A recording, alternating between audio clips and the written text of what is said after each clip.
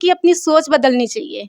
समाज में बहुत लोग सोचते हैं कि बच्चियों को बाहर निकालेंगे तो ऐसा होगा, ऐसा कुछ भी नहीं है। अपने बच्चों को आगे करेंगे तभी तो बढ़ेंगे वो, शिक्षा के प्रति वो जाने देंगे। लड़कियां जाएंगी, पढ़ेंगी, बाहर निकलेंगी, बाहर का माहौल देखेंगी कैसा है, तभी वो आगे पढ़ पाएंगी। जब से आपका मैं देख रही हूँ राजभर एक्सप्रेस चैनल, मुझे लगता है कि समाज में अब जागरूक हो रहे हैं। संदेश जहाँ जहाँ मैं देखती हूँ आपका जाता है, वहाँ काफ़ी पढ़े लिखे लोग मिलते हैं। हाँ, तो कहने का तो क्रेडिट हमें दे रहे हैं, क्रेडिट ऐसा हमारा क्रेडिट नहीं है। आपके संदेश से जाता है कि आपका जो चैनल है सभी लोग देखते हैं, तो उस चैनल से भी बहुत सारे होते हैं जहाँ सब जानते हैं कि ऐसे हैं। बहुत बहुत धन्यवाद, आपने हमारे चैनल की तारीफ की। कि घर का माहौल ऐसा है कि सारा पैसा तो वो शराब और नशे में जा रहा है। कोई भी परिवार, हम समझते हैं कि शायद 90% परिवार ऐसे हैं राजभरों के जिनके प्रतिमास 3,000 से ज़्यादा रुपया जो है सिर्फ शराब में खर्च होता है।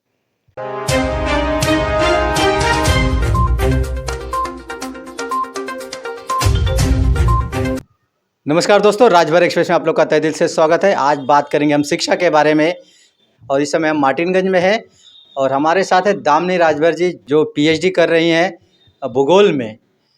राजभर समाज में एजुकेशन बहुत कम है और आजकल लड़कों से ज़्यादा लड़कियां आगे बढ़ रही हैं, पढ़ने में आगे आ रही हैं। कहते हैं ना, शिक्षा वो शेरनी का दूध है, जो पीता है दहाड़ता है। और हमारे साथ दामिनी राजभर जी हैं जो पीएचडी लगभग पूरी हो चुकी है। तो मिलते हैं दामिनी राजभर जी से। आपका हमारे यूट्यूब चैनल में स्वागत है। सबसे पहले आपको आपकी पीएचडी लगभग कंप्लीट है, उसके लिए आपको बधाई देते हैं राजभर एक्सप्रेस टीम की तरफ से। सबसे पहले मैं आपको राजभर एक्सप्रेस चैनल है उसको धन्यवाद देती हूँ कि आप अपना कीमती समय निकाल के यहाँ पे आए, बहुत आभार व्यक्त करती हूँ मैं।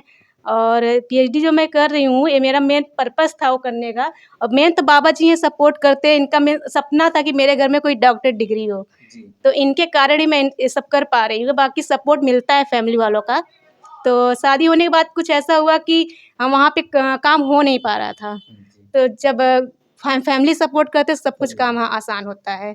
तो फैमिली ने सपोर्ट किया है, तो इसके लिए मैं अपना कर रही हूँ। और यही हाँ, जैसे आपने कहा कि शादी के बाद थोड़ा सा तकलीफ आई, लेकिन हाँ। कैसे फिर आपने अपने हस्बैंड के परिवार वालों को कैसे मनाया कि मुझे आगे पीएचडी कंप्लीट करनी है? मैंने ये कहा कि मेरा पीएचडी चल रहा है, अब रुका हुआ तो उसको तो करना ही है। जब हो जाएगा तो समाज के लिए बहुत ही अच्छा वो संदेश जाएगा कि हमारे मतलब कास्ट में राजभर को इतना कर नहीं पा रहा है। मेन बात है पैसे और गरीबी। और कुछ होते हैं, पैसे भी होते हैं जो नशा में उतना उड़ा देते हैं। इसके लिए क्या है कि फैमिली वालों ने सपोर्ट किया, ठीक है आप जाओ करो, हम आपको सपोर्ट कर रहे हैं। तो यहाँ पे आई तो बाबा जी, मम्मी, सब पापा लोग सपोर्ट किए और उसी कारण मैं ये सब कर पा रही हूँ। शुरुआती दौर से बताइए, शुरुआती दौर से क्या सपना था और क्या यही सपना था कि इसके पहले कुछ दूसरा और सपना था?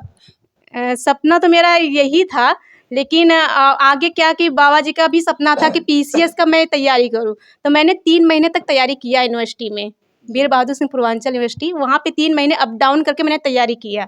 फिर उसके बाद मेरा उसमें नहीं हुआ, तो बाबा जी बोले ठीक है यही कर लो। तो इसके बाद इसमें एडमिशन मैंने ले लिया। तो कुछ पैसों के कारण भी होता है कि हो नहीं पाता है। तब धीरे धीरे जब शादी हो गई, फैमिली वालों ने वहाँ भी सपोर्ट किया पैसे के लिए, यहाँ भी कुछ हुआ, तो इसके बाद मेरा इतना काम हुआ। जैसे आपने मैंने बहुत भाग दौड़ किया है सब करने के लिए। जहाँ जो मेरे गाइड हैं डॉक्टर प्रदीप कुमार सिंह, इन्होंने मुझे बहुत दौड़ाया। मैं बार बार लिख के लेके जाती थी थीसिस अपना, उनको दिखाती थी कि सर देखिए कैसा है, ये गलत है, फेंक देते थे, ये सही नहीं, फिर से लिख के लाओ। तो मैं भी उनके यहाँ बहुत ही दौड़ की हूँ, बहुत दौड़ भाग करने के बाद इतना मेरा हुआ, इतना सफल। कहते हैं मेहनत का फल मीठा होता है। हाँ, मेहनत का फल मीठा तो होता है, लेकिन बहुत भाग दौड़ भी करनी पड़ती है। हाँ, जैसे कि समाज में, अपने राजभर समाज में बहुत कम लड़कियां आगे जाती हैं, तो उसमें क्या ऐसा रहता है कि जब एजुकेशन लेते हैं तो उसमें परिवार का भी दबाव रहता है और कहीं कहीं आज़ादी भी रहती है। जैसे आपको आज़ादी मिली, बहुत लोगों को आज़ादी मिलती नहीं। तो ऐसे लोगों को आप उनके घर वालों को क्या कहना चाहेंगे? मेन बात है कि अपनी सोच बदलनी चाहिए। समाज में बहुत लोग सोचते हैं कि बच्चियों को बाहर निकालेंगे तो ऐसा होगा, ऐसा कुछ भी नहीं है। अपने बच्चों को आगे करेंगे तभी तो बढ़ेंगे वो, शिक्षा के प्रति वो जाने देंगे। लड़कियां जाएंगी, पढ़ेंगी, बाहर निकलेंगी, बाहर का माहौल देखेंगी कैसा है, तभी वो आगे पढ़ पाएंगी। घर में बैठे कुछ नहीं होगा। आपके नज़र में कितना समाज जागरूक हुआ है?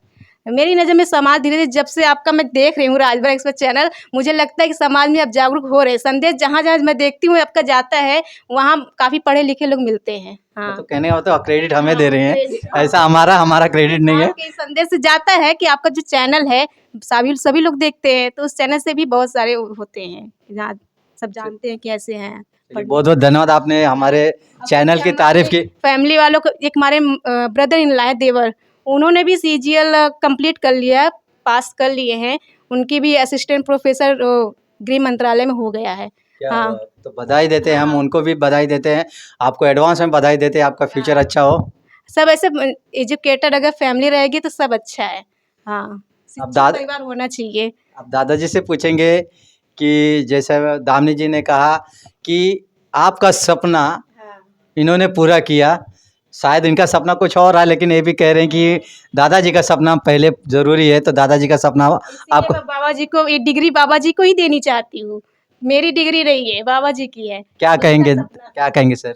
नहीं नहीं, ये बड़ी मुझे को इसका ये गर्व भी है कि मेरी पोती दामिनी राजभर ने ये करके दिखाया कि मेहनत करने का नतीजा कुछ आता ही ज़रूर आता है, और पीएचडी करके दिखाया है। बस उसमें 2-3 महीने की और टाइम है उनको, ये उसका डिग्री, हाँ, डिग्री उपाधि मिलने का। अब जमा करना है, ये शोध जो है वो जमा करना है यूनिवर्सिटी में, उसके बाद इंटरव्यू होगा इनका और इनको मिल जाएगा। आपका सपना इन्होंने पूरा किया है। ऐसे लोगों कितने लोग रहेंगे जो सपना आप जैसे लोग रहेंगे, आपके पोते-पोते की उम्र की सपना हमारा पूरा करेंगे। बहुत से लोग कर नहीं पाते हैं, आपकी बच्ची ने करके दिखाया। देखिए, बच्चों में क्षमताएं हैं बहुत, लेकिन उनका वातावरण ऐसा है, वो सोच ही नहीं पाते हैं पीएचडी क्या है और क्या उससे वो करेंगे। साधारण नौकरियों के लिए भी वो लालायित नहीं होते, तो कोशिश उतनी नहीं हो रही है। पढ़ाई तो है, कर रहे हैं, लेकिन कोशिश नहीं कर रहे हैं कि हम कहीं और सर्विसों में जाएं, उतनी मेहनत करके अच्छे मार्क ला करके और हों, ये ऐसा बहुत कम हो रहा है। दूसरी बात है कि घर का माहौल ऐसा है कि सारा पैसा तो वो शराब और नशे में जा रहा है। कोई भी परिवार, हम समझते हैं कि शायद 90% परिवार ऐसे हैं राजभरों के, जिनके प्रतिमास 3,000 से ज़्यादा रुपया जो है सिर्फ शराब में खर्च होता है। और उनके बच्चों को देखो तो पुस्तकें नहीं हैं, उनके अच्छे कपड़े नहीं हैं, अच्छे भोजन नहीं हैं। अच्छे भोजन तो बिल्कुल नहीं है, उस पर ध्यान नहीं है। लोग बकरियां पाल रहे हैं, गाय भैंस नहीं है, दूध के बिना उनका स्वास्थ्य कैसे बनेगा बढ़िया? तो ये सब नहीं है। ये सब वो घर के वालों की कमी है बहुत। तो क्या समाज में तो हर जगह ऐसा नशे में तो बहुत ज़्यादा लिप्त हो रहे हैं, आजकल के छोटे-छोटे बच्चे भी नशे की तरफ ज़्यादा रुझान है, एजुकेशन की तरफ नहीं है, तो क्या इसको कैसे बदलाव कैसे आएगा? ये जब तक कि घर वालों की सोच नहीं होगी, माता पिता की सोच नहीं होगी, छोटे बच्चे को ही जब वो रोने लगता है तो पैसा 2 रुपया दे दें कि जा गुटखा ले ले, गुटखा खा ले। गुटखा खाते खाते वो। और दूसरी बात है, हमारे यहाँ शादी विवाह में एक डीजे चला है, और डीजे की वजह से सब शराब के आदी होते जा रहे हैं। जाएंगे विवाह में, जाएंगे बारात में, और जब द्वार पूजा को बारात जाएगी तो सैकड़ों लोगों को शराब पिलाया जाता है, और उसके बाद नाचते हैं, बिना शराब के नाचते नहीं। और 15-20 बारात जो कर लिया, जो लड़का 15-20 बार दारू पी लिया तो वो आदती हो गए। तो इससे बनता चला जा रहा है, बढ़ता जा रहा है। और जब तक ये डीजे नहीं छूटेगा, विवाह की पद्धत नहीं छूटेगी, ये जो है ऐसी, तब तक वो ये समझे कि सुधार भी नहीं हो पाएगा, और बढ़ता जा रहा है ये सब। बहुत बहुत धन्यवाद सर, बहुत अच्छी बात कही। हमने भी लास्ट टाइम शादी ब्याह का माहौल था तो देखा कि अक्सर जब शादी ब्याह का माहौल रहता है, डीजे बजता है, तो जाहिर सी बात है ज़्यादा करके युवा जो है नशे में रहते हैं, और किसी की घर की इज्जत की परवाह नहीं करते हैं। कहीं ना कहीं विवाद भी हो जाता है, मारा मारी भी हो जाती है, और अक्सर शादी विवाह में द्वार पूजा पे ही ज़्यादा करके मारामारी भी हो जाती है। ये नहीं सोचते कि किसकी इज्जत जा रही, किसकी इज्जत नहीं जाएगी, लेकिन जो पी के नशा करके तमाशा करते हैं, इससे समाज बहुत लज्जित होता है। और कहीं ना कहीं इसमें समाज की भी गलती है। जैसे सर ने बोला कि डीजे बंद होना चाहिए और सही तरीके से आप शादी ब्याह करिए, ताकि ना आपको तकलीफ़ हो ना सामने वाले को तकलीफ़ हो, और सही से सब बीत जाए। और ये नशा छोड़ देना चाहिए। एजुकेशन की तरफ ज़्यादा ध्यान देंगे तब हमारा समाज सुधरेगा सर। हाँ, जब तक कि हम लोग अच्छे से, हमारी सोच जब अच्छी होगी तभी जा कर के हमारा समाज सुधर सकता है। सोच हमारी अच्छी नहीं है और हमारा वातावरण इतना गंदा है कि सब लोग उसी में भ्रमजाल में पड़े हुए हैं। कोई भी कह दिया तो जैसे रूढ़ियाँ हैं और ये सब तरह तरह के ढकोसले हैं, इसी को अपनाए हुए हैं और कोई सुधारने वाला नहीं है। कोई न तो हमारे नेता लोग भी वैसे ही हैं, वो अपने भी, वो रास्ता उनको भी अच्छा नहीं मिला है, वो खुद भटके हुए हैं, तो क्या समाज को सुधारेंगे? हम तो यही कहेंगे। हाँ, बहुत बहुत धन्यवाद। तो ये हमारा छोटा सा वीडियो आपको कैसा लगा ज़रूर कमेंट बॉक्स बताएं। अगर आप हमारे चैनल पे नए हैं तो चैनल को सब्सक्राइब करना ना भूलिए।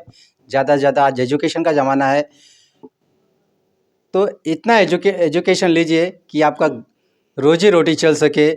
क्योंकि जिस हिसाब से कंपटीशन बढ़ रहा है, एजुकेशन का दौर बढ़ रहा है, चेंजेस हो रहे हैं एजुकेशन की लाइन में, तो हमें तैयार रहना चाहिए। हमें जिस हिसाब से माहौल चल रहा है उस हिसाब से हमें एजुकेशन की तरफ मुड़ना चाहिए। तो मिलते हैं किसी अगली वीडियो में। जय हिंद, जय भारत।